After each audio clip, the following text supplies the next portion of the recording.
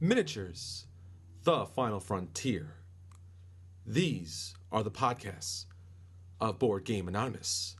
Its ongoing mission to explore strange new gaming formats, to seek out new geek life and felt surfaces, and to boldly go where no board gamer has gone before.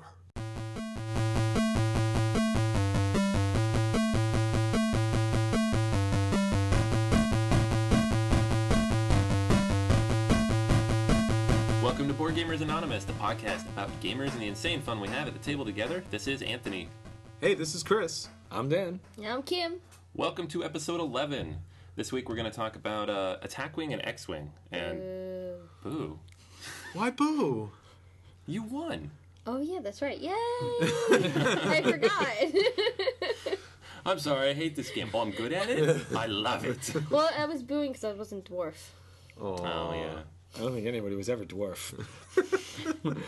There's going to be a Star Trek Once Upon a Time crossover. Oh, dwarf! Yeah. She sees what you did there. See? Captain Picard and the Seven Dwarfs. So yeah, that's our feature review today. We're also talking about a couple others. We got Masquerade to the table, finally. Which a couple is times. Awesome. Yeah. We got Lords of Waterdeep out again with 6 players for the first time. Intense. That was fun. Yeah, that was a really good game. Yeah, it was finally. We've been saying that for like 2 weeks. You bring it with every time, and it never actually hits the table. So that and a couple others we talked about, and then of course Extra Life is tomorrow. So if you're listening to this right now, it's probably happening as we speak. You might even be in the room with us, and if you are, take your headphones off.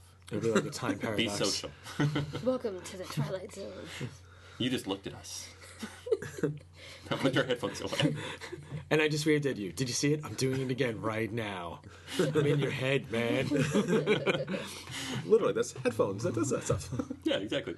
So the next podcast, obviously this weekend we're doing Extra Life, so we're not doing a normal podcast. We're going to have kind of a vignette of all of our updates from the event, along with some, just some updates on how everything went. Share with you the wonderful event that was Extra Life, because right now we're totally jonesing for it, because it's still a week away as we record.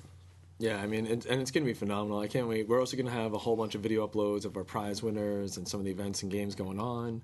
We're going to be getting feedback of some people to see what they thought of the first time they're trying out some of these games, like especially things that we talked about before, like Crossmasters and Spirium and such. Yeah, definitely. It's going to be awesome. So I'm not going to run through everything again. If you're coming, you're coming. If you're not, it's too late. You're definitely missing out if you're not. If you're not, yeah, if you're listening to this and you could have come. If you're in the tri-state area, just get in your car right now, do a GTA-style drive, and just ignore red lights and people. Just go, go, go. Get to Myriad. We'll see you there. 1650 Richmond Avenue. Go! Google Map it. But what we are going to do, as we mentioned this last week, is we're having a huge raffle at the event, but we wanted to do one for the listeners, the people who aren't here in the tri-state area who can't actually come. We've gotten a lot of feedback from people who want to participate, who want to donate, who want to be part of this. And if you do that, we want to, make you part of it. So we're going to have a special contest. Yeah, so what you'll be able to do is we're looking for everyone that can, if you can donate $10 or more, contact us and let us know, and we're going to put you in for a prize raffle where we'll ship you the games. We'll foot the bill for the shipping. We'll take care of that. But after you donate the $10, if you follow us on Twitter, you'll get an extra entry. Let us know on Twitter. Say something out so we know that you're up on there. If you like us on Facebook, you'll get another entry. So the main thing is the donation, but if you follow us on the social media, it'll give you more chances to be able to win one of the eligible prizes. And so far, we're looking at 3, possibly more prizes for the online winners, so you're going to have a pretty good chance of this. Exactly, yeah. So you're going to have multiple entries. We're going to pull the names randomly. So it doesn't matter, if you like us one versus the other. You have just as much of a chance as anybody else. And there's going to be some pretty good stuff there. Yeah, and I know there's like a lot of different sites you can use for the random generators. I was thinking we'll do a quick video of us using the site of the random generator, because I know every time I see other podcasts with contests, if I don't win, I'm like, that was rigged. Yeah.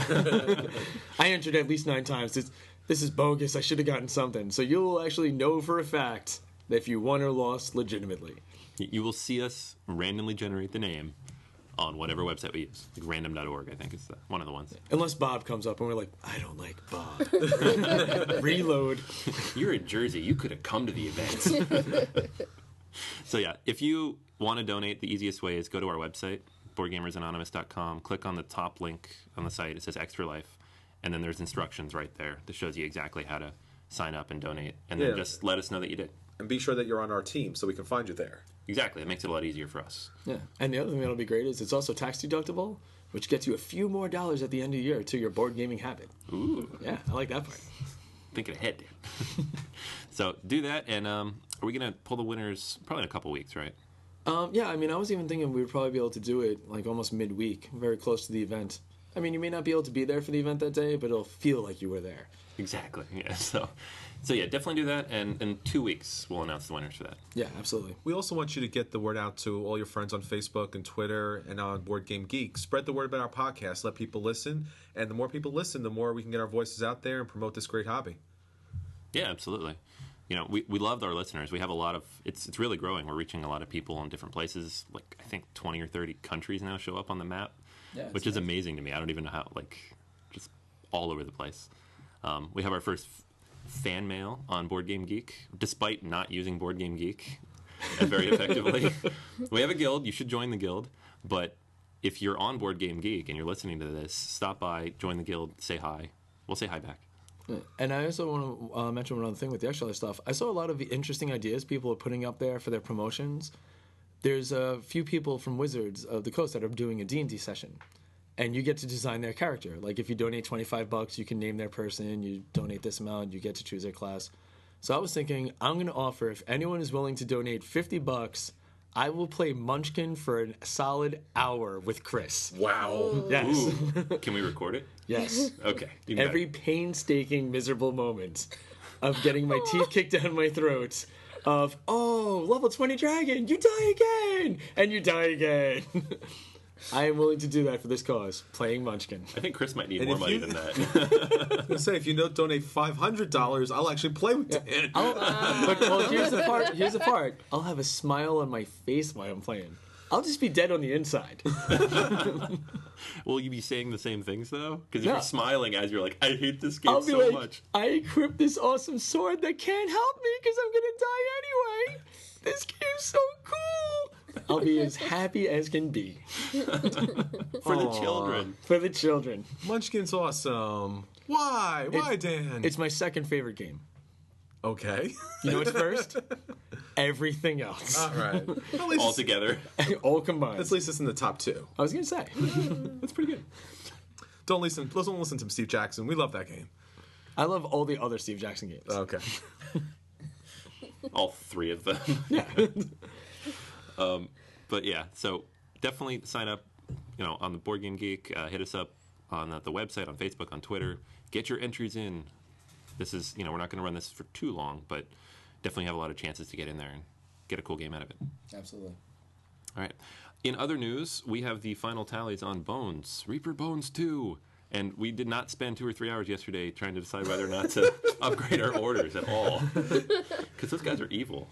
Yeah, as the Kickstarter kept going, it was like, and we'll add this. No, I don't want that. And we'll add that. I don't really want it. And we'll add this too. No, stop. Please, stop.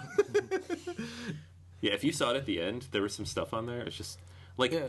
8-inch tall things for like $20. Yeah, and I mean, it's a case of, like, it's basically dump trucks full of money are backing up to their yard, just dumping and going, here, give us plastic. So, I mean, they have that luxury of doing that now. Because it's all just going out in bulk shippings, too. So they ended up with $3,169,610. And from what some people are saying, I'm not 100% sure if this is true, but it seems to be, if you already have an order in, you could add on. So you could throw in a couple more bucks. So that could actually even go higher than that. Do we know how long they're letting people do that? I think it's until December. Yeah, That's not cool. There's a few Kickstarters that do that, too, where you Yeah. can always add to your order. A while ago, I got, like, the best damn gaming coins, and they had the same option. You can pledge, but you can always add to that order before they finalize. I'm like, the only reason I only donated 20 was because I didn't want to spend more. Don't give me more time to think about it. It's like, hey, you got a few paychecks since last time we talked to you, bud. So how you liking these coins? You want a few more? I mean, it's genius, but it's still, of evil, really. Pretty much, yeah. Part of the problem was, I mean, the comment section really had a great community. Everybody was really talking, ongoing conversations, and everyone was really friendly and supportive. But there was over 96,000 comments during their Kickstarter, so it was really hard to get information because the comment section was updating so quickly that it was really hard to follow. Yeah, you put something on, it gets buried under pages more of stuff in like an hour. Absolutely. We were sitting there yesterday, me and Chris, as it was counting down. And he's like, watch this video. Watch this video. I'm like, make it end. There's this modular thing. I think you went and added it, right? Yeah. And it's, I don't even know. I don't remember what it's called. Like, Dragons Don't Share or something? Yeah, that's what it was. And it's, it's like a... Ruins, and they're modular. They come apart. You can take them apart, so it's perfect for role-playing. But then there's, I think, 5 or 6 minis that party. And you don't have to lug around a huge base. You can put it in parts and easier transport. Yeah, and it's huge. Yeah. It was like, I don't know, 10 inches diameter, maybe a foot tall. It was massive. It was like $35. It's incredible. And it comes with like a gigantic mountain climbing up the side of the ruins. And then there's spots to put your other Reaper miniatures for the heroes to be fighting against it. It looked phenomenal. I need it. I did not need to know that I could still order that for another month. I'm just surprised they didn't make it where, like, for $10 more, like, there's a little butane tank in the dragon. It's like, oh yeah, just $10 more, just $10 more. These prices are so ridiculous, you can't not do it. And I mean, that's the thing. I mean, in the end, I think each miniature in the base set alone of your $100 donation is like under $1 a piece. Easily. Because there's so many. Sure. Yeah. Also on Kickstarter, I was able to, at the last second, I kept looking at Buccaneer Bones, and didn't mention this before, but it was a really small kind of dice rolling game. It was $9. Yeah, I saw that. And I was watching it because it looked interesting, didn't look really complicated. I was kind of unsure whether or not to back it or not. But it actually releases in November, so you'll actually get it shipped to you in November. Wow. And it hit all its stretch goals. So I think it made, let me double check, $18,600, and it hit all the goals. So you can actually play up to 6 players, and it's this little tiny board that you have where on one side there's islands, and the other side you have ships, and you roll dice to move up to get to the islands, and then once you get to the islands, you have the ability to draw treasure. So really quick, kind of fast game. So I wasn't sure if it was worth it, but for $9, with all the stretch goals, I mean, actually get November. That's the thing. Like sometimes you'll see a couple of these little Kickstarter projects, you can't beat it. Like there's no reason not to back it. Like the games that are under $15 or such, even if it's not that great, you didn't like pump out a ton of cash. It's not like very rarely do you play a game that's that disappointing. So even if you get a few plays out of that game for $9, that's awesome. Yeah, that is awesome. You were just showing me another Kickstarter game too. What was it called? It's like Agricola with beer. Yeah, and that is one of the few Kickstarters that when I saw, I'm like, I need this game immediately. I had the exact same response. Yeah, it's gonna be. Unfortunately, the downside is it's not gonna come out till like next summer. Yeah. But the Kickstarter is going on right now. It just started. There's still 28 days left. They almost already hit their goal. It's from Dice Hate Me, and it looks awesome. You can up your brewing vats, you make different brands of beer, there's seasonal beers, you can research better strains of like hops and barleys, you can actually start growing this stuff on your own area to tell me it doesn't look awesome. It's so cool. It is so cool. It's a gluten game, I'm sorry. We have a gluten-free intolerance You just policy. make the ports then. You don't have to worry about it. I don't care, man. I don't like Agricola that much, but I'm going to play this game. Oh, man, I'm going to play that seems to be the number one comparison, but I don't care. And that's going to be the greatest game to play during our beers and board games tonight. Exactly. Because that's going to be awesome. But the other thing is, one of the biggest pulls for this game that got me was when I was watching the video, one of the beers is the Viva Java Coffee Stout in Brewmasters, and the Viva Java game is another one from Dice Hate Me. So as soon as I saw that, I was like, that's right, I always wanted to get that game. Look around online for that game, you can barely find it anywhere. I only found 1 or 2 online retailers. Amazon was one of the few sites. I'm kind of anxious to get this game because I'm afraid that it might come out in that week or 2 that I'm not paying attention, sell out, and then, oh yeah, we can't get it anymore, ever. You're never going to see it again. Yeah, that's the tough part about Kickstarter, because this one especially, you look at it, there's no stretch goals defined yet. They have a stretch goal level, I think it's $10 more, but they don't actually have any stretch goals laid out, so you're like, full retail, no stretch goals, I don't know if I want to do that, but like you said, if it goes out of print really fast and you don't get it. Yeah, and I mean, if it's a game you play a lot, like it's a $60 pledge to get the game, but I mean, if it's something we play a few times over, it'll be worth it. Yeah, I'm going to have to watch the video and see how it plays. Yeah. I'm waiting for the seltzer version of it. Seltzer brewing. Like Soda King. The Soda King. Soda King There was you go. awesome. Yeah. Variant rules. So you can either put in a bazillion grams of sugar in this, or a bazillion and 5 grams of sugar, and sales go up. I love this game. The entire game would just be like new labels. There. The exact same. Exactly. Sugar water. What's the label on it? And the Kickstarter will actually be Mountain Dew Kickstarters. It'll just, they just jam them inside the box, drink as many as you can in a single game. That's the game. Like the power nap you were telling me about. Yeah. Drink 3 Red Bulls and then fall asleep for 10 minutes. Yeah, it'll be great. Whoever wakes up fastest wins. But that's funny too because Mountain Dew has the gamer fuel, which is like really strange, nasty, chemical, glow in the dark liquid. Yeah, but it's awesome. Yeah, oh, definitely. Don't get me wrong, but that's more for like video games. What would be the drink for board gamers then? I think that's why they actually named that Mountain Dew Kickstarter, because there's no other reason to name that drink that. Wake up! Like, I'm just waiting for like new Mountain Dew, like maple juice or something like that, or Get in on all of it. yeah, critical hit energy drinks. It's a matter of time, because like Gamer Fuel was literally made for like Halo. That's right. That was the first one. Yeah. Yeah. I remember they had the you could get the mana drinks, those little shots. Yeah, Of like they're like $4, but they looked like a potion bottle, Yeah. and it was awesome. Yes. Where do those go? I think like the CDC had to recall them, because those things are terrible. I remember I got one. I never had a smile turn to a frown so fast in my life. That's kind of how I always responded to energy drinks. Yeah. Like Red Bull's not for me. Oh, so delicious. I love those things. All right. Obviously, we have energy drinks in the mind. We've got Extra Life in a week, so Yeah. we could be down in those. I don't care what it tastes like. But yeah, so that's the news this week. Next up, some of the stuff we've got our eyes on. Acquisition Disorder Corner. All right, so one game I've actually been checking out, it's called Kahlua, not to be confused with the delicious drink. But Aw. it sounds pretty interesting. Do you ever play the old game Populous? It was basically like you were a god, and you had like all the little people running around. You can cause volcanoes and fires. This game is a board game version of basically Populous. And you can influence the lives of the people on the islands. It's like little tropical islands and whatnot. But when you do the disasters and everything, there's all different gods. Like each player represents a different god. But it sounds like there's some type of tricky element, because when you do disasters, the people on the island don't know which god is doing it. So you can like impede them, and looks like you kind of push the blame over a little bit. It sounds kind of interesting. As soon as I read this, I was thinking like way back on the old days of like Populous being one of the first computer games I ever played. It's almost like how Minecraft looks now is how the graphics were for that game then. Yeah. But it sounds pretty interesting, and it's actually from Passport Game Studios. That's a new one. Yeah, I never heard of them before, so this might be their first drop in that hat. I figured I'd give it a try, see how it goes. Yeah, I've had my eyes on a couple things. The first expansion that I've seen, at least, for the Duke is hitting. I think it might actually be out now. It's the Musketeers. In the game book for when you buy the base set, it had examples of like thematic expansions. I think that one of the examples they used was Robin Hood. And the second I saw that, I was like, I need these expansions. That's so great, like the literary expansions. That sounds So this cool. is the first one with probably the Three Musketeers. Now, just out of curiosity, like, do any of the pieces ever do special attacks or anything in that game, or is it just like movement patterns? There's movement patterns, but it can affect your attacks in some ways. It's not. It depends on like where you can attack from, and like if you can attack through people.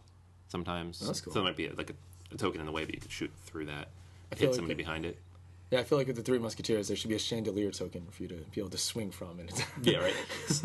All swashbuckling all the time. Yeah, it's fun to see how they take those things and make them thematic in kind of an abstract way.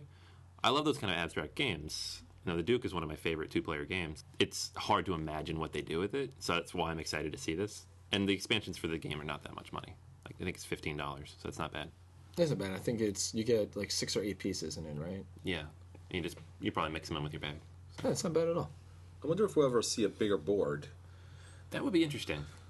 Yeah. So you start with more pieces out on the board, and then it's a little more strategic as far as that's concerned. 4-player expansion. 4-player would be nice too. 4-player would be very interesting, but you definitely would need a bigger board. It takes a lot to track though, because you have to track their pieces on the board, the flip side, and what they could possibly draw. So 4-player would be fun, but might take a little time. Yeah, it's one of those games, I think, that either both of you have to not know what all the tokens do, Yes. or both of you have to know. If one person knows and the other doesn't, the person who doesn't is going to have a very bad time. A la Magic / Hero Click / every other game. Like, yeah, basically, yeah. Except, it's like a quick 2-player game. Like, oh, this looks fun. It's like chess, except you don't know what I'm going to do, and I know exactly what you're going to do. I was going to say, you always feel bad in those games when you move a piece, and before you're even done, the person across you just starts shaking their head going, ooh, no, can I take that back? I don't want to do that anymore. Please help me learn. I'm trying to learn. Either that, or even worse than that, is when they get like that huge grin on their face, and they're like, you're moving there? No! I didn't let go yet. So yeah, I'm definitely going to pick that up when I see it in the store. This is a kind of old game. I heard it from another podcast. It's called Space Dice. If you like Warriors, I heard that you'll probably like this game. Basically, you roll a number of 12-sided dice, and the goal of the game is you have to collect planets, and you can destroy planets from other players. And I thought this looked really interesting, and when I heard about it, I just had to look at it. It's only $20. And you get this neat little can that says Space Dice, and all the dice just come in it. You got like a black hole. Some of the symbols on the dice would be like black hole. You get a meteor, planet, a sun, and a supernova. So I think this is actually an interesting game. I would like to try it out sometime. Yeah, and I heard like one thing with that game is like if a certain amount of the supernovas come up, it actually just resets the game. Yeah. Like everything just goes goodbye. That's awesome. That's pretty cool. Oh, you're in lead by 12 points? Reset button. Aww. So I guess, in this game in theory can go anywhere from 10 minutes to every day between now and the day you die. That might be a downside to it. Yeah. Stop supernovaing everything! I want to go home. There's a reason they ban those kind of cards in like Magic. Oh, yeah. Balance, no. That does sound cool, though. I love those dice games. I picked up Dungeon Roll after we reviewed it the other week, because it's just...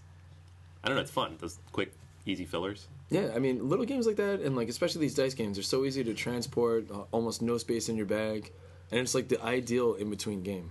Yeah, definitely. All right, so we got one more game sitting on our table, too, that just kind of came in. It's not ours. Our friend Brian gave it to me the other night. He wants us to review it, actually. It's Amerigo. It just came... I think it just shipped to the backers, because it was on Kickstarter. It's another Stefan Feld game, so I was all over that because we just reviewed Bruges, which was fantastic. Bruges! Oh. And this one, I literally know nothing about it. He just showed me the components, but it has this cool tower. It's a randomizer. It's a dice tower, but there's no dice. You drop your wooden cubes in it. Some of them stay in there, and the ones that come out, that's how you decide things like what resources you get and where you're going. But every time you drop them in, something else might pop out. So you might drop in 2 red cubes and maybe a brown and a green pop out. It says, what is this sorcery? Exactly. How does it work? Is Wizard Tower. It's just this really cool looking piece of cardboard, like, in cool engineering, I guess. I don't know, but I have no idea how this game plays. The box is huge.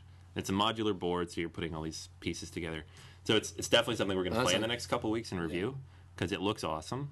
It just came out. A lot of people are looking at it, interested. It's pricey when it hits the stores, so I definitely want to take a look. Yeah, I mean, it sounds interesting. Like, modular board games always interest me. I just like the element of even the board itself is going to be different every time you play.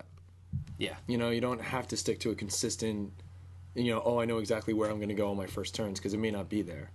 Yeah, it's literally different every time. And I'm interested to see how he gets the luck in there, because there are no dice in the box. So that's everything in our acquisition disorder list this week. Next up, some of the games we played this week. At the table this week.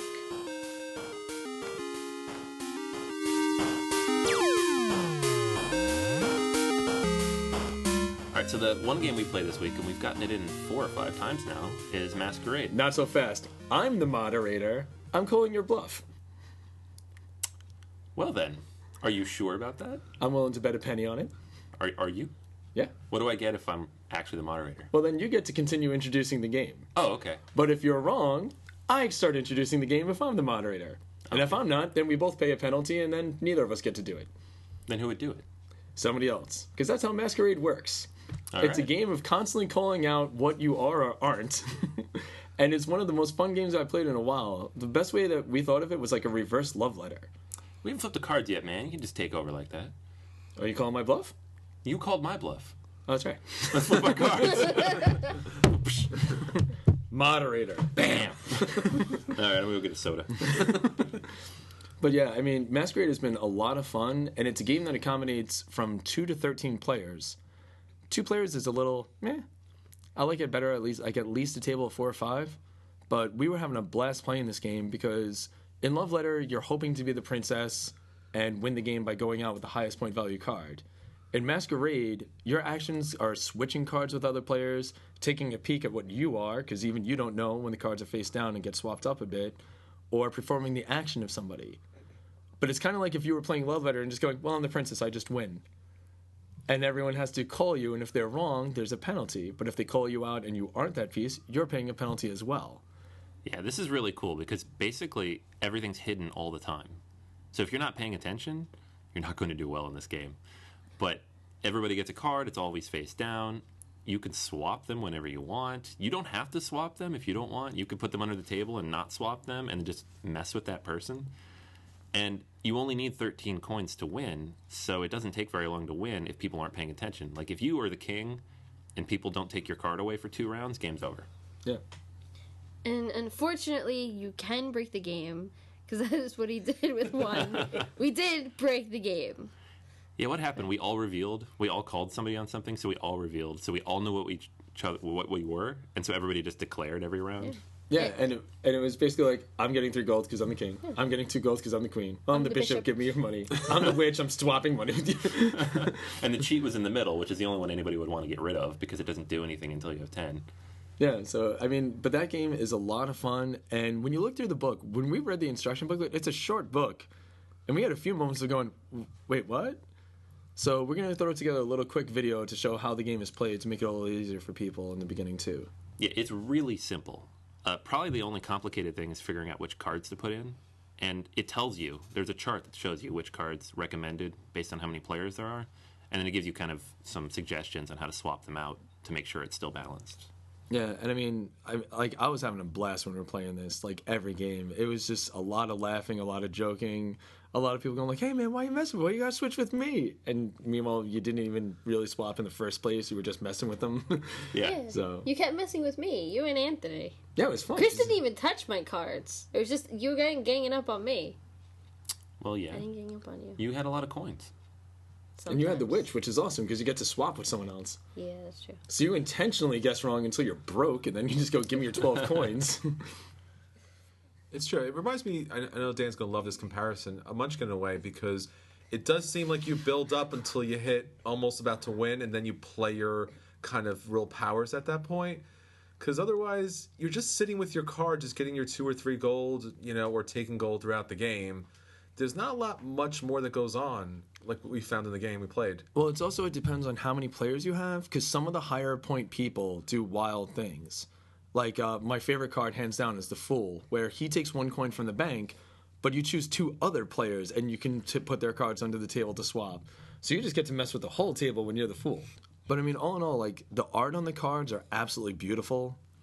They're like that nice, like, Victorian-style artwork to them. They're really beautiful, like, rich colors. The coin components are really good. We decided to use those coins to replace the ones in Spirium. Because at least the ones in the 5s are different sizes, which is always a huge bonus. And, I mean, even the little roll pieces, there's also little chits that show each position that's in the game. So if your memory isn't the best, like you may, even if you forget who was who in the last round, at least you know who's in the game. Unlike, some people in Love Letter, they get a little choked up. They have to constantly check that reference. But there might only be 5 chits on the table in a 4-player game. But if you're playing a 13-player game, every single one of them is going to be out. I like that scale. Which the odd thing about the game is the artwork is so beautiful and the components are so great. It's almost a shame that the whole entire game your cards are face down. That's what's called Masquerade. I know, but it's sad because you don't really get to enjoy the artwork as you play the game for whatever is 20 minutes, a half hour or so. The entire board, you're just looking at the back of the cards. So you're not really getting to enjoy the artwork as much as you would. Yeah, but we got to see a lot of that artwork when people were just wildly calling bluff. So it's like, I'm the bishop. You know what? Forget it. We're all the bishop. Let's just all do that. Because, one mechanic we didn't mention is, this is what's great. Say we're playing the 4 of us. You say you're the king. I say you're not. I'm the king. Chris goes, no, I'm the king. Kim says she's the king. We all flip our cards. everyone that is not the king has to pay 1 gold to the tax area, like you put it inside this like little special zone. But even though it's not Kim's turn, if she's the king, she'll collect the 3 gold. Because you're not activating your turn, you're activating the power of a person. So if somebody calls you on it and they are that role, it's like they almost got a free turn. Yeah, the game rewards you for remembering who you are. Yeah. which makes sense, because it's hard to remember who you are. Yeah, but at certain points, that thing was becoming like 3-card Monty. Yeah. The cool thing, too, is that say you know for a fact you're not the king, but you don't know who you are, you could call them just to see who you are. Because that's an action. That would take up your whole turn normally. But you're like, I'll spend 1 gold to see who I am. And you're like, oh, okay, that's who I am. And you put it back down. And then you're with, like, say that was the person before you. Now on your turn, you get to go. You know exactly who you are. Yeah, one of our friends, George, was playing with us, and he had that strategy where anytime Chris went, he's like, I'll call you, just to see who it was. It's you can also peek, right? That's one of the actions you can take, too. But he was like, I'd rather pay the 1 and then just know what he's getting the next turn. I was like, that's actually a pretty sound strategy. Yeah. I want to play this with a lot of people, because I think it would just be a mess. Yeah, I would definitely want to break out during Extra Life in the later hours, when we can just get as loud and rowdy as we want. I think that'll be really fun, like playing an 8 or 10-man game of Masquerade. All right, so what does everybody think? I know 2 of us own it, so that's pretty obvious. I was looking at this game for a while. I am really glad I got it. And, you don't get too much in the box. It's a really small box, which is great, easy to transport, beautiful components. I'm very happy I bought this game. Yeah, I like this game a lot. It's not a 3-player. It's not a 2 or 3 player game. You have to at least have 4 or more. I would like to try it. How many does it actually play? Up to 13. 13, awesome. Right? I think that would be awesome to play. Because this would not be like, if you just want to pick this up for you and a friend, it's not really going to be that great. So if you have like a group of people you can play with, this is a really good like party game. Yeah. I picked it up when Dan picked it up. I think we did it to get over shipping on Miniature Market. Oh, yeah. Yeah. But I saw it, and the artwork looked fantastic. It's Bruno Faiduti. It was, people were kind of saying it was similar to Citadel's, which it's not at all, but that's what I went with, and I'm glad I did, but it was completely different than what I expected. It is more along that, like, love letter. It's not like love letter, but it's just that feeling of the game, the way the hidden roles and interacting with other players. Like everybody said, I want to play it with more people and see how it goes. We've done 5 every time, I think. But yeah, about. I'm very happy I bought it, so I'd say it's a must-buy. It has great artwork, great components. It's a small box. It's really a nice value for the game that you get. I think we played it twice with the 5 players. I think for me, I'd like to try with more people. 5 players it seemed like out of your control to win. I think there was some certain points in the game where on your turn, if you're not swapping with somebody else to take their card away, you really don't have any influence on the rest of the game. I can't stop Kim from winning the game because I took my 1 turn. So I'm just playing my 1 card. I'm just hoping that everything kind of works out my way. I think when I won the first game that I played, of course I totally danned it, but no one was just, I think I was the king or the queen, and I was just getting 3 coins each turn, and I guess because everybody else was switching, I was just counting up 3 each turn. I eventually got the 13 that I needed, and I was like, all right, I guess I won. Yeah, the fact that Anthony and I were slightly inebriated last night probably didn't make it too much harder for people to win either. Whoa, what are you trying to say? There were periods of like 2 or 3 rounds. I'm like, I don't know what I am. I don't know what you are. Yeah, we were switching cards. It's like, I don't even know which one I took now. I'm going to lose. Especially when you're the fool. You're like, I don't know. But like what you're saying, Chris, I think you're right. Like a lot more people should make it interesting, and that's all the more reason why people should definitely get on the Extra Life events with us. Have a nice big table of 13 people masquerade.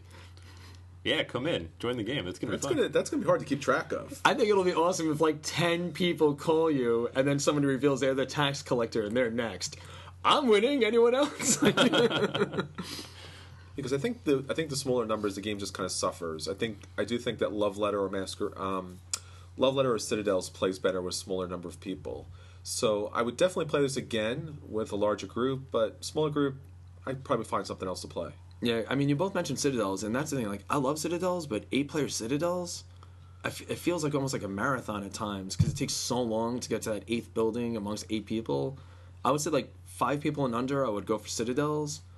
6 people and over, I would love to break out Masquerade instead. I think it would be like more fun. I'm wondering though with Masquerade though having like 12, 13 people, That's a lot of wait until you get to play your one movement. Unless you call people.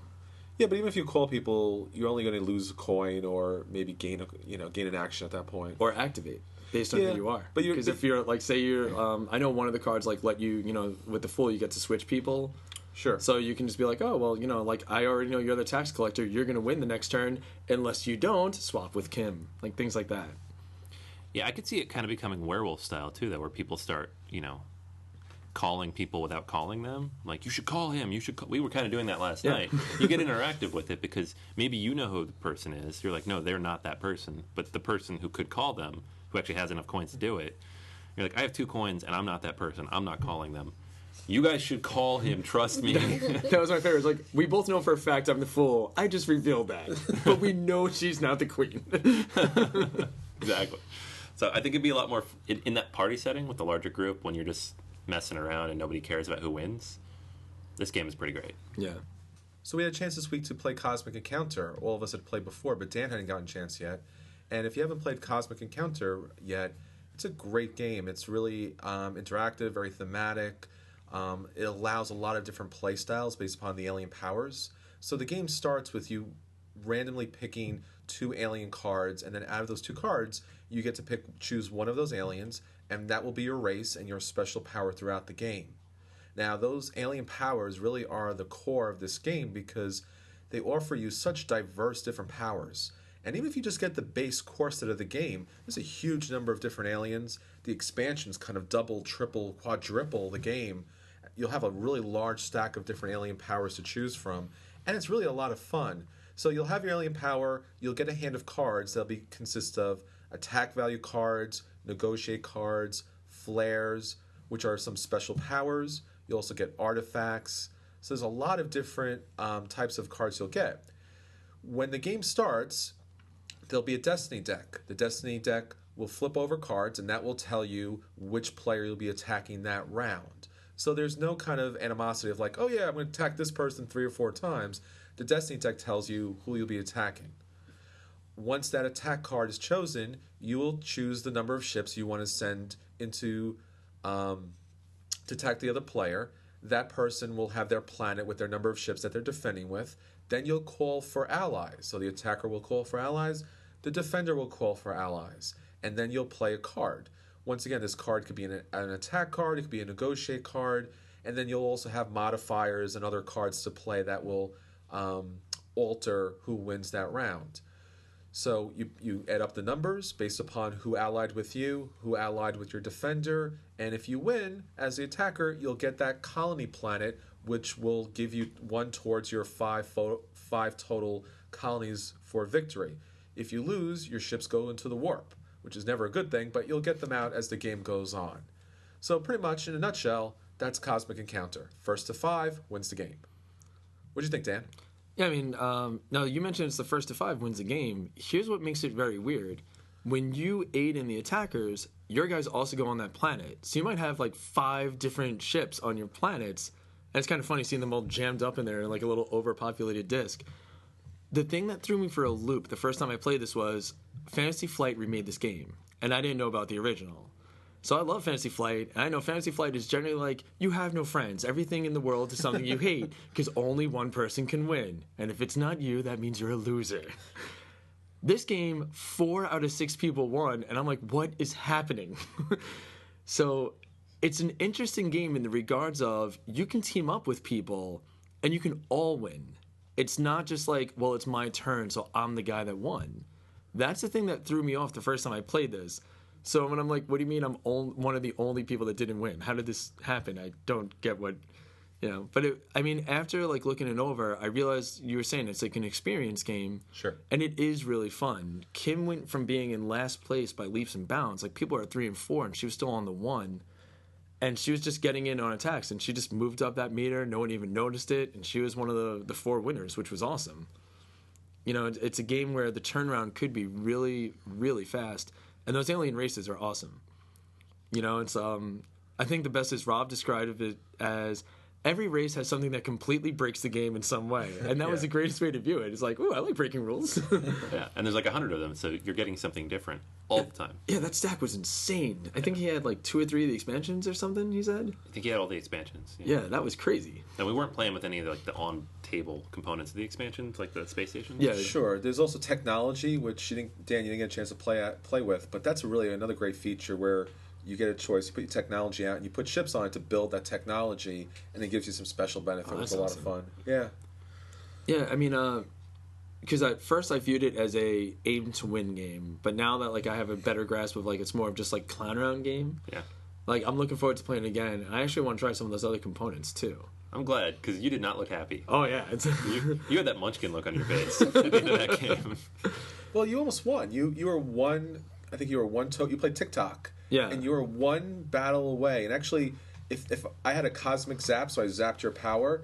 If I didn't zap your power, you and Nick would have won that game. I wish the name of that card instead of Zap was Kaflooey. Because that's what it feels like when you get hit by It happened like 3 times, though. I think Kim and I both threw something at you guys. that was hysterical. Because me and Nick were like getting up to like, cheer, and both of you were like, bam, no. It was a card zap, right? Yeah, and I mean, we fought against them, and then Chris just went, let me get in on this. And he shut down my shutdown to your shutdown. I was like, well, that's horrible. Yeah. It can be a little like Munchkin like that. Yeah, Oh, but you think you're doing that? No, you're not. yeah, and I mean, it's just like across the board. It was like there was a lot of funny moments, my favorite, hands down, with the TikTok is the way that race plays is you get 8 counters. Anytime somebody defends or negotiates, you remove one. Once they're all gone, you just win instantly right there. And as soon as the first counter went away, I just hear at the other side go tick, and then a few minutes later, Kim successfully defends. I remove a counter. Talk. So it was kind of nice, like feeling like I had my personal doom counter on the side. I was keeping an eye on it. I think everybody was, though. I think that's the reason you got kind of dinged harder. Yeah. Because everybody knows TikTok, and they're like, he's going to win because those stupid counters. And the other thing in this game that's a little interesting too is these negotiation cards, where you can just be like, somebody's attacking you, and you're like, I'll negotiate. Let's just put a couple of ships on each other's planets, and you'll both move up on the track. And it was weird because you were playing as the Void, where your special power was when you beat people, they disappear forever. And I remember you were attacking like Chris or something. I'm like, oh man, he's gonna lose those ships for good. And all of a sudden you were just like, negotiate. All right, let's switch to. Cool, done. It's like, what's going on? You're the Void, like the all-consuming mass of darkness. Took a day off. Why not? Yeah, I don't think I used my power in that game. Not once ever. The Void's hard to use, though. I know, it was so sad. I wanted to see people go, no. I didn't use my power either. I think some of the alien powers do put a target on you, and some are a little more complicated, and some are just gives you kind of a basic bonus. And what's nice though is even though they put a target on you, like people may block you out a little by going, well, no, you don't get to join me in this attack. But it's cool that even if they don't let you ally up with them, you still have that option. And then you can always just pitch yourself to the defender, going, all right, well, I'm not invading your world, so you don't want to lose it, so let's do this. Sure. So I like that you can play both sides of the fence. Like, it's really fun. And Kim's alien race was awesome because she had the power to whine. That's right. Sniffles, I think it was. Sniveler. Sniveler? Yeah, it was a Sniveler. And I couldn't wait to use my power, but I didn't know that you had to use your power on your turn only. So when I found that out, I was kind of bummed. But when it got to my turn, I used it. And I think one of it was I can just complain and say, oh, I don't have an attack card. It's above 20. And if somebody has it, I can take it for them. Or if the person doesn't give it to me, everyone has to discard cards. So I thought that was awesome. Yeah, yours was pretty cool. Yeah. And the thing that was so funny is when she did that, like, I don't have an attack of higher than 20, Nick handed it to her, and then when her attack came up, the person she was just going against was like, oh no. I think that was me, actually. I was like, oh, this is going to be awesome. But yeah, the game is like you said, Chris, a very experienced game, but... Yeah, I remember Earl broke this out a long time ago, and big thanks to him because he always has a good eye for good games. And you really have to enter this game as it's an experience. If you got a good power, you get lucky with the Destiny deck, it's a good game. I think the first time Kim played, you, me, and Earl, and somebody else, I think Mike Miley played, and you and Earl had very similar powers. And I think Mike had virus, which meant that he could multiply. No. Who was it? Israel. Was it Israel? Yeah, because I remember Earl was sitting across from me. Then it was you and Israel, because I kept on attacking Earl, and Harley kept on attacking you guys because me and Earl can only use negotiate or something like that. Yeah, turn cards. I had the pacifist, which is a pretty powerful card, a pretty powerful alien, because when you play negotiate and someone plays an attack card, you win automatically. So That's it's cool. great. And then Israel had virus, which meant that he can multiply. So if he instead of just adding one, it's a multiplication. So it's huge powers. And you and Earl had little tiny powers. And we were like, yeah, we're going to win this. One of us is going to win this. And then Kim somehow won within 15, 20 minutes. Yeah, me and Earl won. Oh, yeah, you had joint victory? We both it, yeah. Yeah, real quick, though, too. Yeah, it was weird. We kind of walked away from the table yeah, we're done. and I mean, yeah. I did it. Yeah, there you go. And the one thing is, it almost has, that nothing personal mentality. You can't take it against you. If nobody's teaming up with you, that basically means, whatever your race is, you're Unicron. You're just going to destroy worlds. So that's why people aren't teaming up with you, because they know in the end everyone dies on your side. So it's just you just change your race and it's a whole new game. What you might like is one of the variants where you can play 2 alien races. So you get 2 powers. Oh, that'd be kind of cool. Yeah. Let's play where we get 5. 1 for each planet. And if you lose that planet, you don't get to use that alien power anymore. There you go. This game is designed for variance. But, that's the best thing in the world. You get those expansions. You can just have it where, okay, we're going to draw from the top of this deck of races, because there's 190 now. So that's the only way you're ever going to see them all. Just be like, all right, pick 5, choose one you like. We're good. Yeah. So what'd you all think? Yeah, I mean, even though my initial experience with the game was rough, Yeah. very rough. All right, it was terrible. Well, you almost won. You were one planet away and one TikTok away. So. But that being said, I mean, it's one of the few games where you can have it where only one person wins or everyone at the table wins all at the same time. So that's pretty cool. So I would definitely say try it out. Go into it lighthearted. Yeah, I kind of have to agree with you. It's good. You never really get those games where a group of people can win. Usually you have team games where a team can win, but this one it's someone that you've attacked one turn. Next thing you know, you both won the game, and there's no animosity between you two. Yeah, you both sharing cake. Yeah. Cake is your planet. I think this is a good lighthearted game.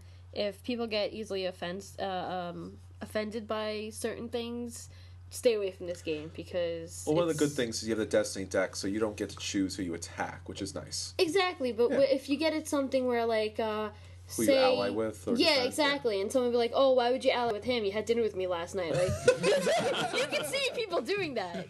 So it's if you kind of get a little offended, you got to be careful with this game, because you don't want to offend your friends, and you don't want to play with someone who gets easily offended. Yeah, it's definitely a friends game. I guess that's how it falls into that experience category. Something straight strategy. You just you set your strategy, you follow it through to the end of the game, and if you had a better one than someone else, you win. That doesn't really work in Cosmic Encounter.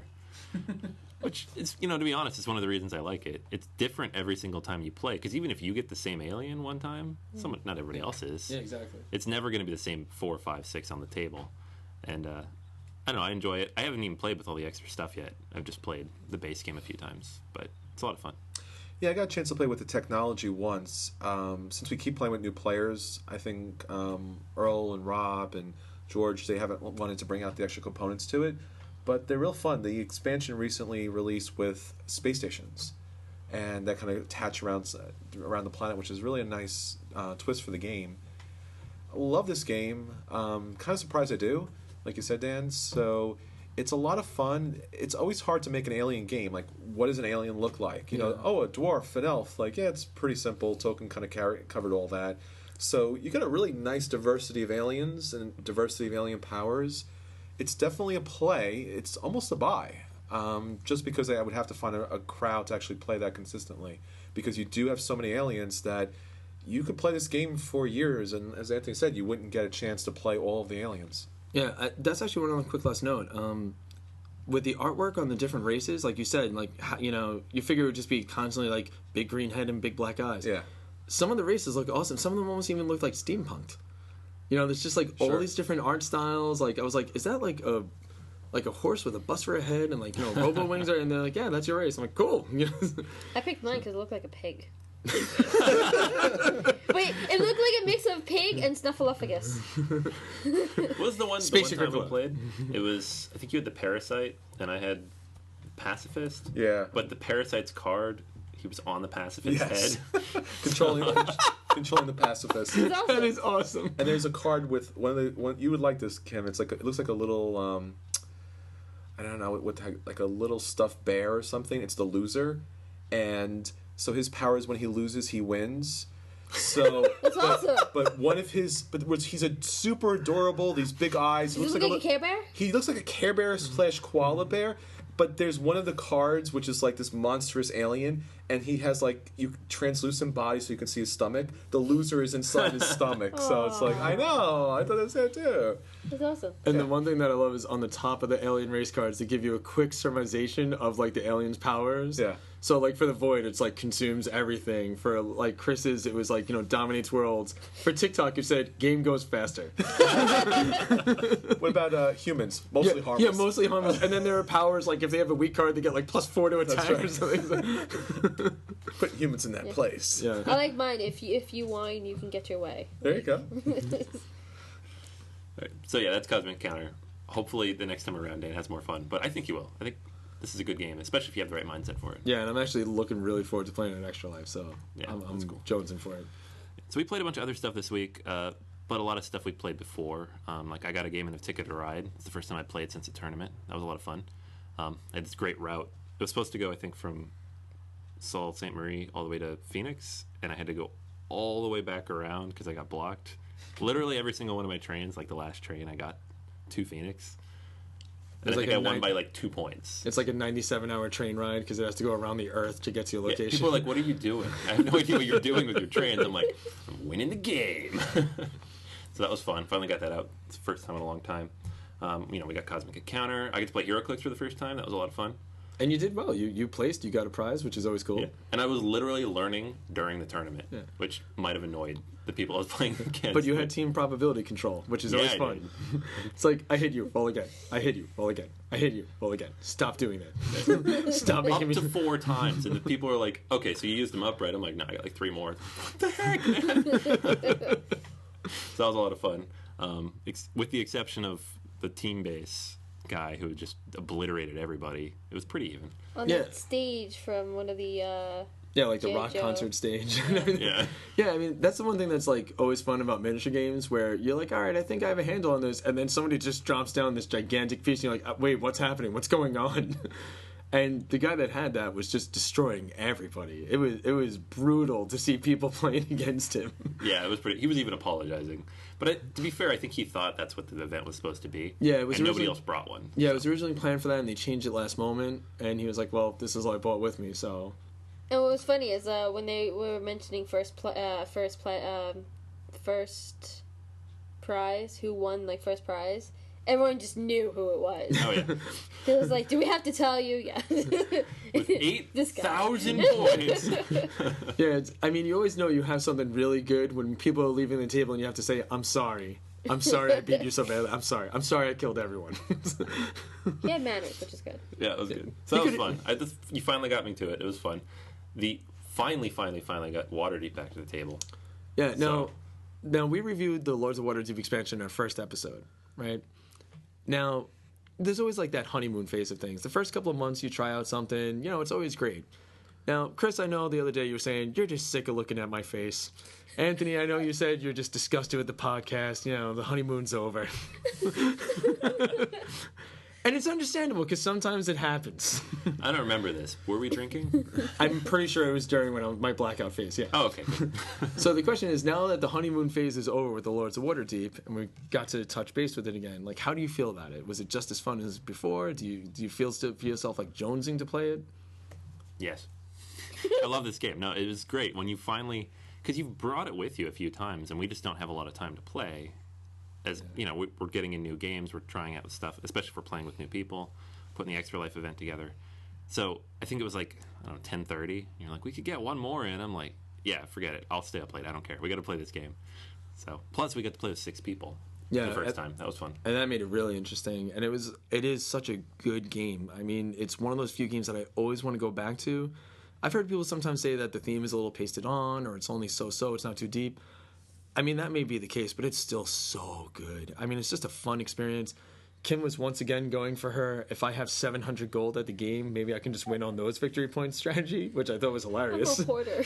You like 2 quests for 40 and then like 80 gold. We had no money at the end of the game left in that bank. Yeah, because she had, I think she got 27 bonus points or something at the end. 20 bonus points. Yeah, but only 2 of them were from cubes. Everything else was money. She just had so much money. And it was hysterical to see. We were like, all right, well, you know, you're doing something different. But yeah, I mean, and those expansions really do add a lot. I would unquestionably, if you have Lords of Waterdeep, if you haven't played it for a while, get the Scoundrels of Skullport, give it a go. It's going to breathe so much more life into the game. Especially like those, the new additional like entry cards and those buildings. Some of those new buildings are so cool. Yeah, and get the hard coins and D&D Deeples. And Yeah, I'm on the Dragon Coin for Kickstarter, and I mean they're not going to come out until like about April of next year. Hopefully they'll be in before PAX East, so I can bring those with the Lords of Waterdeep. But Yeah. that's going to make that game like a at least twice a month game once we're like cling cling cling cling cling cashing in our quests. So we played with the 6 people. We played with George, Drew, and Casey, and then the 3 of us. And so it's the first time we've done 6 full players. And Chris got left out. It was sad. Well, Chris was too busy blowing up the Federation or Alliance or whatever in his attack wing, and Star Wars, man. Star Wars. It's the same. once you go past Not the same Rebel thing. Alliance. I'm telling you right now, once you leave the domain of like elves and swords and spells, I don't know. I just Star Wars is fantasy. Space fantasy. there's no bows and arrows. There's no. There's spells. wizards. Is wizard? That's what Jedi are. They're not wizards. Tis wizard. They're basically wizards. They're just telepathic I've never superhumans. and I've never seen them conjure anything. Isn't that what a wizard is? No, wizard uses spells and Mage Wars. fireballs. Force mage. Yeah, the Force Force Mage Master. is basically a Jedi. He's a It's like- Jedi. That's what I'm saying. yeah, she actually has swords that just float around on their own, just slashing at people. So she is Jedi. Anyways, Lords of Waterdeep. I think we can all agree it's just an amazing game. Chris, I know you didn't get to play it on that last game, and we're very sorry for that. Boo hiss. I know it is boo hiss, but what it's worth, I think that's going to go back into the bag for a permanent bring. So we will definitely make sure we absolutely, positively save you a seat at the table for the next game. That's what this podcast is all about, Dan. And yet, there was not a seat at the table. Well, you weren't there to say the catchphrase, so that's why we just left it on. But like, we feel like we should do something. I don't know what it is, so let's just play. Oh, and that's one other thing I got to note that was great. We were so happy to be playing again. We didn't deal out the initial quest cards. We didn't deal out entry. We didn't choose Lords in Lords of Waterdeep. We're like, okay, I'm going here. Wait a minute, we're supposed to be doing this for a reason. And then we went back. See what happens when you play without me? All we had was money. And that was because we have the dragon coins. So when they went cling, cling, cling, we remembered those. Everything else was forgotten about. That's a strange variant, Dan. Yeah, it was like we were just so happy, we're like, we're playing Lords of Waterdeep, and then nothing else meant anything. It literally was like that too. Like, yay! Trucks? From across the room, people were like, "Lords of Waterdeep, what are you doing?" And a crowd of people come. Can I play? Is there space? I want to play. That was the other thing that blew me away too. Everyone was like, "Oh man, I haven't played this in ages," and you're still not going to play it for ages. Sorry, we already got 6. They need to make a 12-player variant. Seriously, 14 hours. That of would be Waterdeep. too long. Too long of a game for that. Too long. Yeah. All right. So while we were playing Waterdeep, Chris was playing Star Wars X-wing miniatures, and so that's going to be our feature review today, combined with Attack Wing because he's been tearing it up in a tournament lately. So that's coming up right next. And now for the feature review. So now on to our full review of Star Trek Attack Wing. And Star Wars X-wing miniature game. All right. It's kind of the same game. Yeah, pretty much. Yeah. So we're going to take a look at this review a little bit differently. We are board gamers, card games, dice games. We don't come from this from a miniature perspective, but we're really interested in miniature games. So Star Trek Attack Wing and Star Wars X-wing miniatures game. offers us a little entry into this gameplay that we haven't had a chance to get involved with yet. So for both games, Star Trek Attack Wing actually plays off the original license mechanic that came from Star Wars, and it's pretty much the same game in a lot of aspects. Now, don't get me wrong, there is a lot of little rules, ships, actions, abilities that make each system a little bit distinct and a little bit special. But as a basic overview, if you haven't played these miniature games before, like we haven't, what you're looking at is you're going to have a force of ships or a fleet of ships, and you're going to put together a certain point value. For most games, you're going to look at 100 total points for the game. Now, how you get to 100 points is each ship has a card that goes along with it, and on that card, it will tell you how many points towards the 100 that ship is worth. So, you can pick some of those big ships, like the Enterprise, or you can pick the Millennium Falcon, which is going to cost a lot of points, or you can pick the smaller ships that are less points. Now, this goes into your strategy for the game. Are you going to pick these big beefy ships that are going to come in and have a lot of weapons and a lot of crew? Or are you going to pick these smaller ships that are going to swarm and attack your enemy from all different sides? Each game allows you to equip the ship with different characters, heroes, weapons, and abilities. For Star Wars, your ship is going to be a named ship, and it's going to have your captain on there. Or for the Star Trek Attack Wing, you could have an unnamed ship. It's just one of the general ships there. Or a named ship. You can actually have the Enterprise ship, the Constitution class, or the Galaxy class, and you can crew that with anyone you want. So it can be Picard, or it can be Kirk, or it can be any of the other characters from the diverse universes that Star Trek and Star Wars come into play. Now, what's fun about this game is you can actually build together really interesting builds that will do a couple of things together. The ships actually benefit off each other with some of their beneficial abilities supporting each other. So you'll pick your ships, you'll pick your crew, your special abilities, your special weapons, and then you'll place them on a board. Now, for each of these games, you'll have a setup for the game. So it could be a 3x3 board or a special setup depending on the objectives. Each game also comes with a certain set of objectives, so you can actually play toward a certain goal. Most of the time, you're just going to play 1 versus 1, and the object of the game is to destroy the other miniatures team on the other side. If by chance you don't destroy them all before the time runs out, whoever has taken the most cards, destroyed the most ships on the other side, gains the most points, and that will act as a tiebreaker in the game. So what's really unique and interesting about this game is all the ships are really well done, crafted to kind of match the thematic universe, whether it's the movies, the TV shows, or the comics. And the ships are all painted, which is really nice, so you don't have to deal with that typical miniature situation where you got this really beautiful sculpt, but now you have to go back and paint it.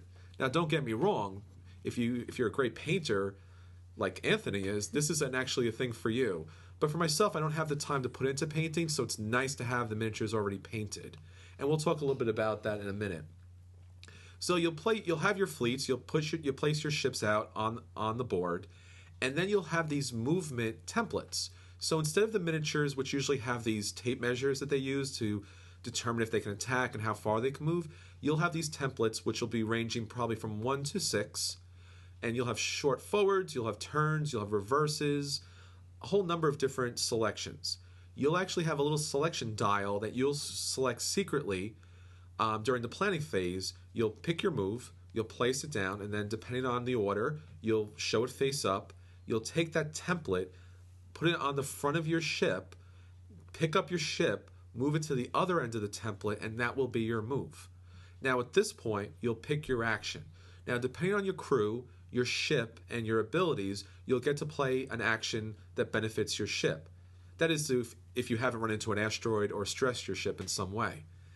So you'll pick your action, so that action will give you an additional movement, additional defense dice, or an attack die, something to kind of add a little flavor to the game based upon the ship that you're playing as.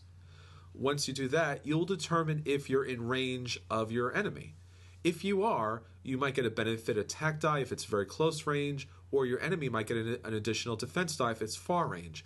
Now, once again, your cards will tweak this a little bit.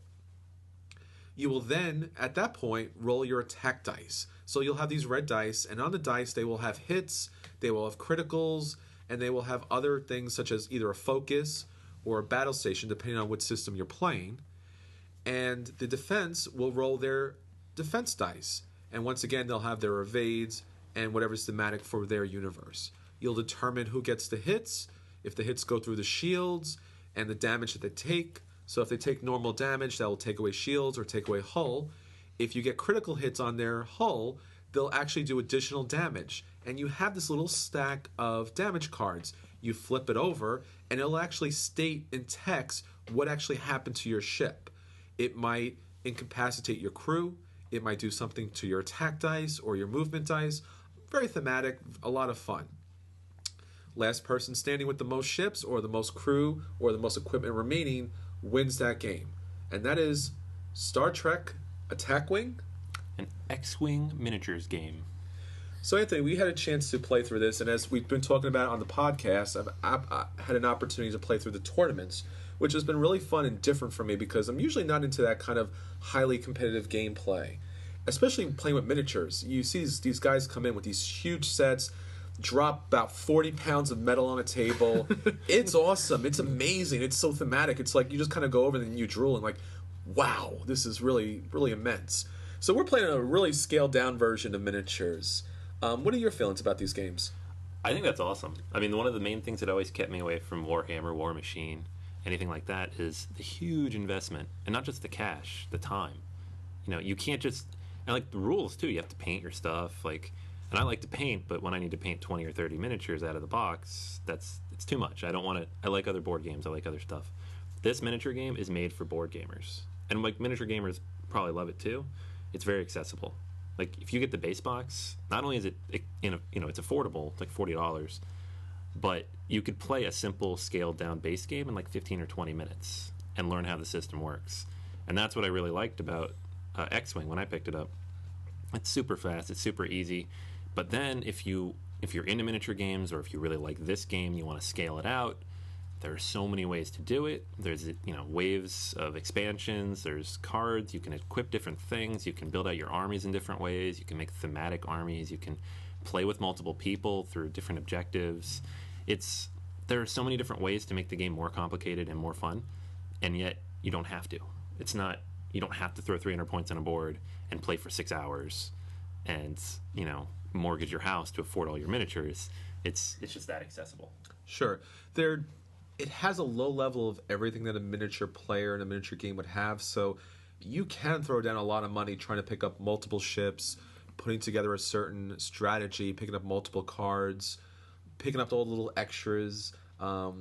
So it does have that little bit of an addictive danger to it. So you gotta keep an eye on that too, especially if you're a fan of the theme. Yeah, I mean, like our friend Sean, when he opened his box, he had multiples of every ship. He had like 8 TIE bombers and 6, and I'm like, what is going on with this? Because I didn't know it was possible to have that many guys on the board for it. But just like the other games, since it's a point build army game, if somebody goes, hey, let's play a 300-point army, you can have squadrons of ships. Yeah. You can have a dozen guys on your side of the board if you want to go that high. Now, one thing is, Chris, you were mentioning like the competitive gaming area. I played like a lot of Magic in the past. I had friends that like played like like the Yu-Gi-Oh and Pokemon games and all that stuff. And those games were always on a system of, well, I have $10,000. I'm going to get the best of all planeswalkers in every single land available. I actually enjoy these miniature style games a bit more because of that point system. Like, HeroClix works on a similar way, where you can go for an unbelievably powerful guy, but that doesn't mean you win. Like, even if you have a $60 piece or something on the board, like that rarer or harder hitting guy, doesn't mean you're going to win the game, because someone else can have a very diverse team that can handle swarms and powerhouses. So the desire to like keep trying to change your army, oh, let me try out these weapons. I'm going to switch all my captains. Let me try another 20 points of captains. It can really change how the game plays for you, and that's always a huge bonus. Like, anytime you can get a massive replay factor without the same, like, all right, well, now I'm just rolling dice and same thing. Like, I love that level of customization. It's a really good feature. It reminds me of being a kid, and you would have these little toys, Star Wars toys or Star Trek toys, and you always wanted to, fight against each other and kind of swing around, and it really gives you that kind of experience, which is nice. Yeah, like, you have the G.I. Joe guy with the pistol, and you're like, no, I'm giving him the bazooka and the wetsuit now. I think that's the exact thing that went through my head when I saw the Star Wars, the X-Wings. I was just like to play as the X-Wing. Sure. And there's video games that let you do that. Some of the, my best memories as a kid were playing Starfighter or Star Wars X-Wing versus TIE Fighter. Sure. That was a lot of fun. It feels like that on the board. But like we're saying, it's super accessible. And some of the ways they make it simpler is, you don't have to have a tape measure, for example. They have all these pre-measured sticks. You just put them down. There's 2 notches in the front of the base, and you just move it to the other side of the stick. It's very simple like that. There aren't 600 different modifiers. Like even HeroClix, it's accessible, but the booklet to learn all the different things you can do is like 10 pages long, and even playing against people who've played it a lot, they conflict on the rules. X-Wing has 5 or 6 things you can do, plus some cards, but it's not, you don't have to memorize 900 things. And that's the other thing too. It's like this game, I can see it being where it can end up having 1,000 different options as time goes on. Sure. But what's nice is with everything being printed on the card, it's always easily accessible. You don't have to constantly consult a rule book or a codex or, on page 117, chapter 2, clearly notes. It's just then and there, and that's a huge bonus for games like this. It really does open up that accessibility. Sure, absolutely. It's a lot of fun, and it's definitely something that someone like myself who's never played a miniature game, you can play this, get yourself get your foot wet, but not have to jump all the way in with the expense, the time, and then like you said, having memorized an almanac. I have 35 guys here. Each of the guys have a different power. This guy does this with this guy, and does that guy, and that guy, this guy, and then I carry the 4, and I add, alpha and omega, and then he attacks. Yeah, I mean, I could see the only thing that could be dangerous with games like this is I can see it where it gets maddening, where when you start to build up your collection and you're trying to build that 100-point army, you're like, all right, well, I want to use this captain, but if he's 7 points, I can't use this weapon system, so I can see where you can actually start to get that over time. Yeah, I could see competitive play being pretty stressful. I know you've been in a tournament, and you were saying it was, intense, if nothing else. Yeah, I think the thing that really kind of stands out is when you're placing those templates and when you move your ships, this game really comes down to the movement. So you could have the best strategy in the world, play the best tactics in the world, but a millimeter here and there, depending on if you could hit somebody or if you miss somebody, makes the entire game. So when you're placing your ships, when you're moving the templates, if it's even so slightly bumped, it radically changes the game. And that's the one thing, originally I viewed that as a huge negative, going, yeah, but I mean, if I don't get to put it down before I decide, then how do I know if that's enough? But I guess that helps stimulate that space deal. Space is infinite. You don't get to really go, oh, I'm sure he's 100 meters away. So I do like the fact that you do have that system of you just kind of gotta hope. Because there was once or twice where I saw you and I was like, oh, he's in my line of sight. And it was just tiny, the thickness of a grain of rice off. I'm like, oh, swing and a miss. It's not like lasers continue throughout the universe. I mean, sure they do, but not in this game. I mean, the one thing that is kind of funny, though, is you were mentioning, the obstacles and everything. Sure. Some of the terminology where it's oh, Anthony is stressed because he bumped into a planet. Yeah. It's because it's obstacles. It's not just if you hit a planet, you explode. But every so often, it kind of leads to those funny things, where it's oh, yeah, the Enterprise, accidentally knocked off into this moon. Yeah. I think there's always going to be funny stuff, though, when you take something that's supposed to take place in space. Yeah, It's multi-dimensional, and put it in two-dimensional space. This planet is, it's 2 centimeters thick. It's not... Well, yeah, I mean, it's the nature, like you were saying, it's a little more akin to board games than others. Yeah. So, when you play a board game, it's no, your wizard can't use the fireball because there's this corner. It's he's a wizard. He defies reality. Because he can't see it, he can't do it. Line of sight, man, line of sight. Yeah, so, I mean, things like that are pretty funny in this game, too. Yeah, it's pretty funny. It is a game a matter of millimeters, so it can get maddening in that way, too, and people take that very personally. Yeah, you got to be careful, as I learned. Don't bump it. Don't bump the table. That, or if you put it down, what are you doing? It has to go exactly in the notch. You're cheating. I'm just not knowing what I'm doing. You're assuming this is going to help me in any way. It's I think you're confusing bad intent with just general lack of knowledge. Yeah, exactly. So we are talking about both games because the base system is basically the same, but there have been some changes made. On the table, if you like one of these themes more than the other, that makes your decision pretty easy. If you really like Star Wars like I do, get X-Wing. If you really like Star Trek like Chris, get Star Trek. But if, say, you like both equally or you could care less, there are a couple differences when they converted it over to Star Trek. that they made a few changes. First, obviously, all the terminology is a little different. Not everything, but there are a few things. For example, in attack wing, you take evasive maneuvers, whereas in X-wing, you'd evade. Yeah. There's battle stations versus focus, which is a different mechanic. It's the exact same mechanic, but it uses different words. Come about versus K-turn. So these things are going to pop up. So if you've played one and you assume you know the other one, read the book real quick because some of the terms are going to be different. There are other things that are a little bit different, like in attack wing, you can actually attack ships when your bases are touching, which you can't do in X-wing. So if you bump into each other, it's going to stress you, but then you can still fire at them. So that's interesting.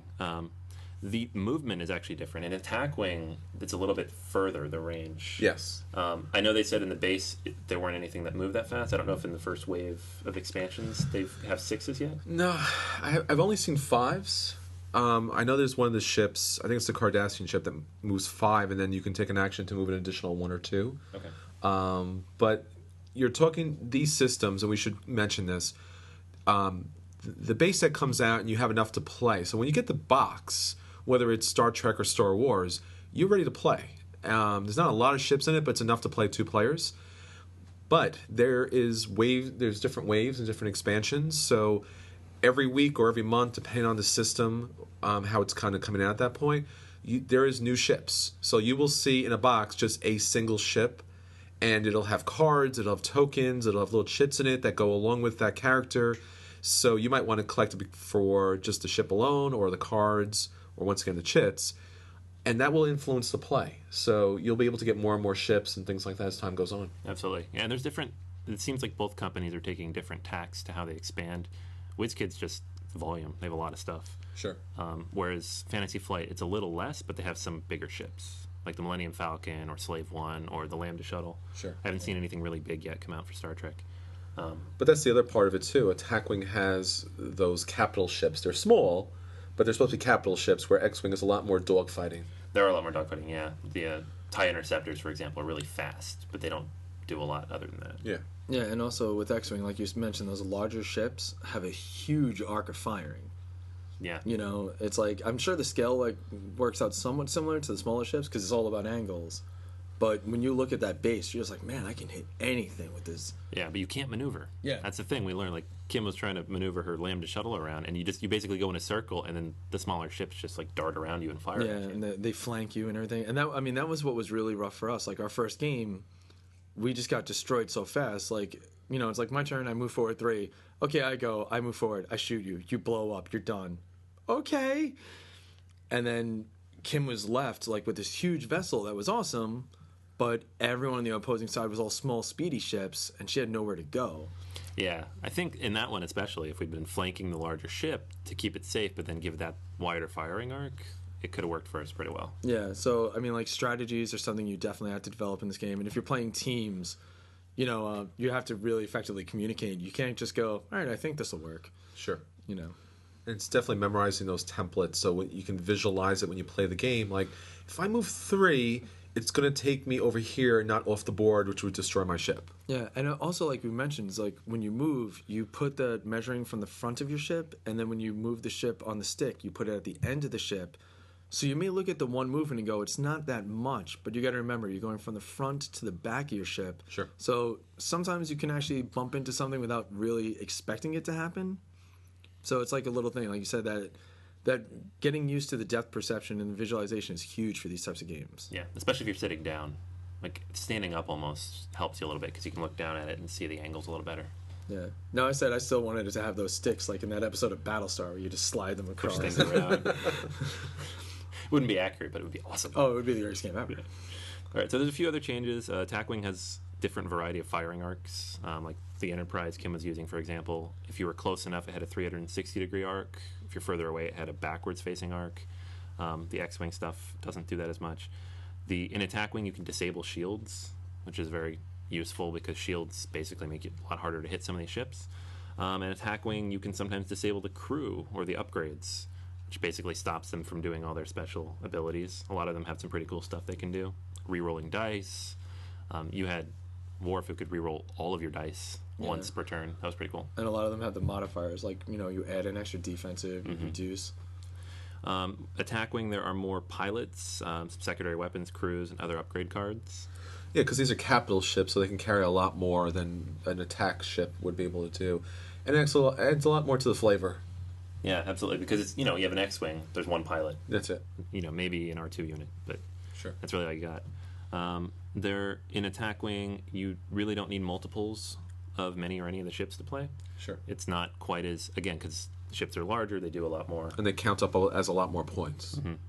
And then cloaking is kind of a cool mechanic that they threw in with attack wing because it's not in Star Wars. It's not in that universe. Obviously, Klingons and Romulans can cloak. Yes. So in that, you actually disabled your shields, and you'll actually get a chance to roll more defense dice, +4, which makes the Klingons and Romulans really, really hard to beat. Dan, you got a chance to play that. Yeah, I mean, it was an interesting mechanic. I wish there was something where my ship actually went invisible. Like, I guess just to put down a few bases and you have to guess which one my ship is actually on. Sure. But that would have been awesome. That would have been awesome, yeah. That would be like the most game-breaking mechanic ever. Yeah, They actually have something very similar to that in Star Trek Fleet Captains. You can do a sensor echo and kind of move out the two tokens, and you can have to go find out which one is the real That's one. awesome. That's pretty cool. One last thing that's different is that in attack wing, you can actually move backwards sometimes. Yes. And it's always going to stress you, but I think the Enterprise can move up to 2 spaces backwards. Just great. Yeah, which is, you play this once, you'll see why that's so huge.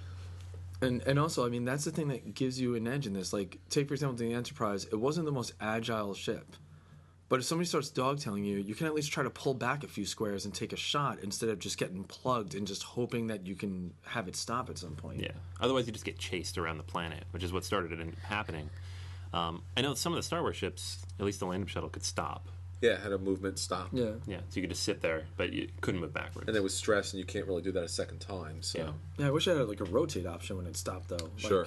Something like that, you know. Stop and rotate would be nice. I mean, that's the odd thing. That's always been an odd, interesting thing about, especially for Star Wars, because Lucas took those World War II dogfights, and that's what he incorporated for his space battles. So a lot of the swooping and diving, which you would never really need to do in space. Yeah. It was actually, if you ever watched Babylon 5, it was one of those things where they used to do space battles. Like, you're in space. You don't have to necessarily fly around. There's no wind there. You could just kind of, like, maneuver your ship across the x-axis. You can point up, you can point down, left, right. You don't really have to kind of swing around. That doesn't really make sense because it's lasers. It's not bullets. Yeah. Yeah. Yeah, you'd have to slow down for the G-forces. That's about it. That's about it. Yeah. See, if they ever made a BSG version in this game, I would love that the Vipers would be able to turn around on a dime. That'd be fantastic. Because they mentioned that so many times in the episodes, like in 1.8 seconds. Yeah, if they do a third one of these, some random third company wanting to pick up I guess it'd be Fantasy Flight, but Yeah, I mean, dude, if they ever made a Battlestar version of this, I would buy every single one day one. yeah, it'd be pretty cool. All right, so what do we think overall as the system as a whole, and then like each individual game? Christopher Guild and Andrew Parks, and you remember Andrew Parks, who did Canterbury, we talked about last episode, did a great job with this game. Star Trek Attack Wing is very thematic and is such a difficult universe to be able to put together what are the powers of each ship, what is the text that really is thematic for each crew, each weapon, each ability. You're going to get a lot of flack from the fanboys. So they took on a tremendous, task here and really accomplished something. I've seen a couple of people complain here and there on Board Game Geek, but the vast majority are really thrilled with this game. And personally, I think they did a great job. I'm a huge Deep Space Nine fan, and this current story arc, as far as the tournaments goes, is really playing out just like the show. The Defiant is out. Cisco's out, who is the best captain ever. Feel free to flame about that, but he is.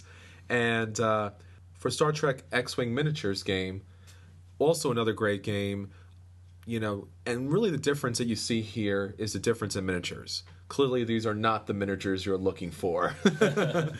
My line, man. The quality of the miniatures for X-Wing is outstanding.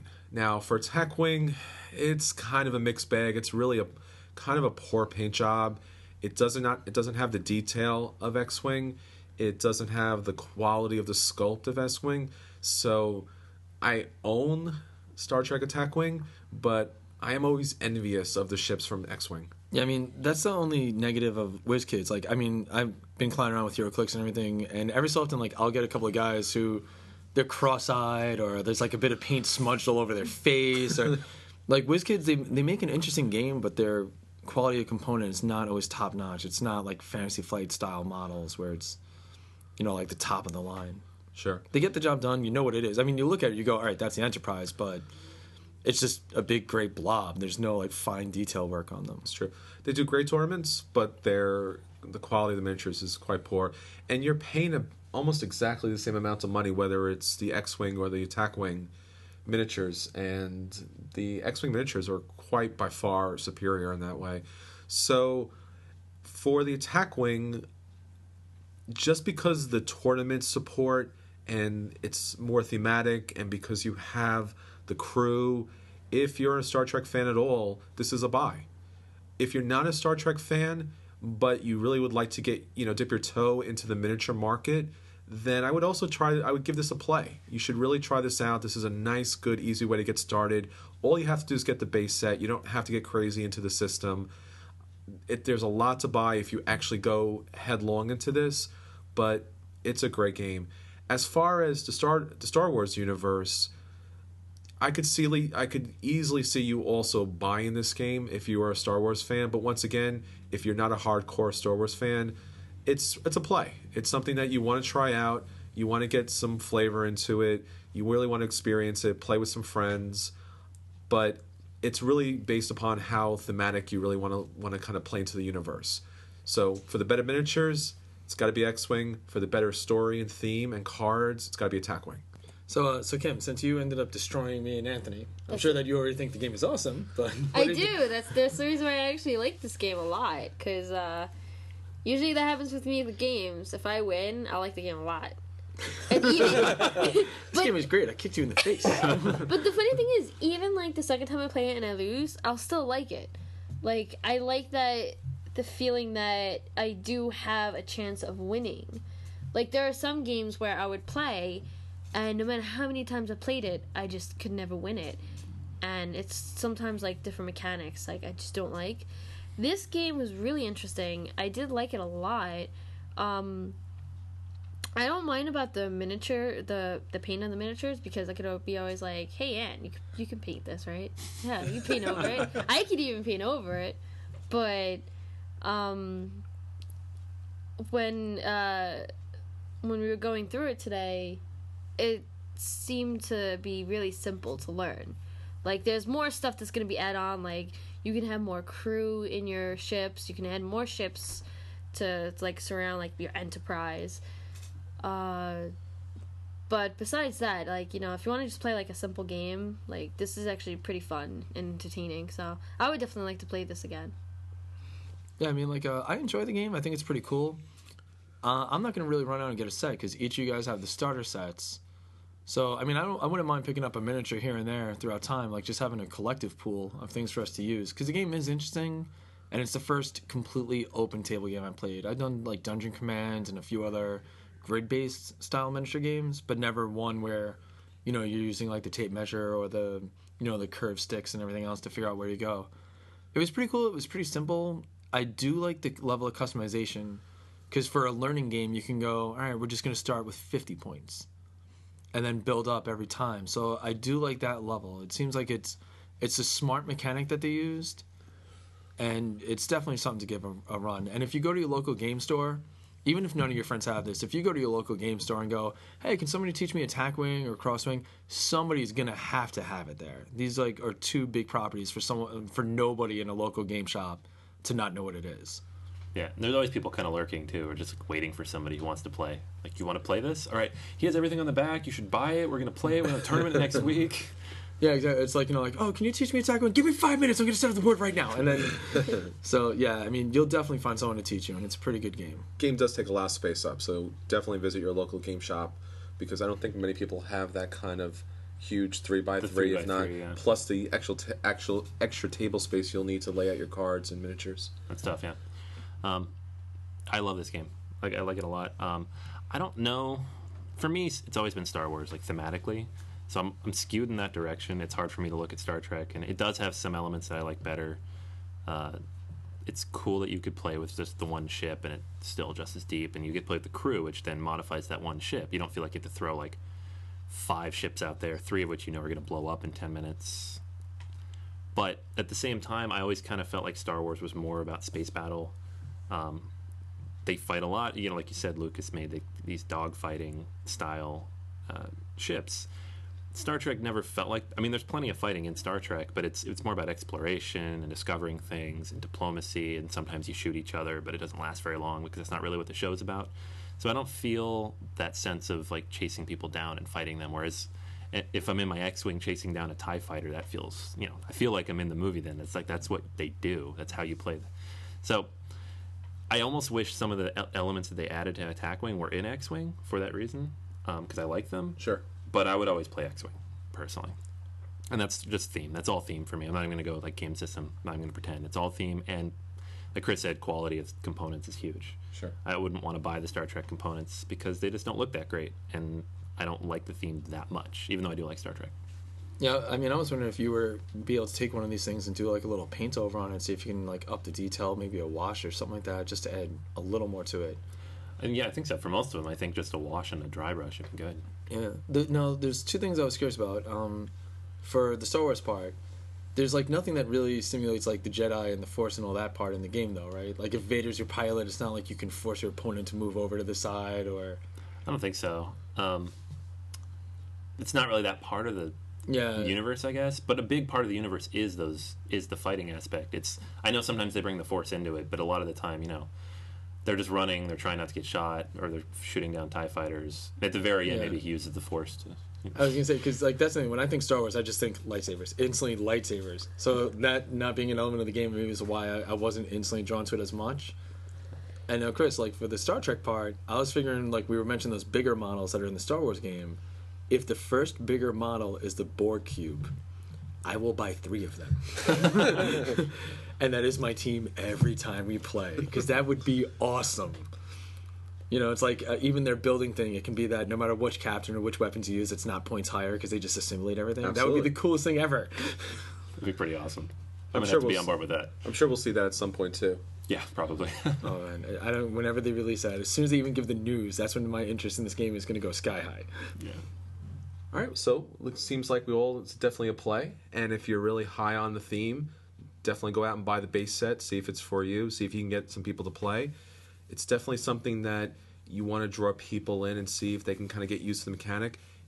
If you're going to teach somebody, take them through the really basic steps. Don't play with all the cards yet. Just let them get used to actually maneuvering the ships, and then kind of work the cards into it, and then eventually put into the builds.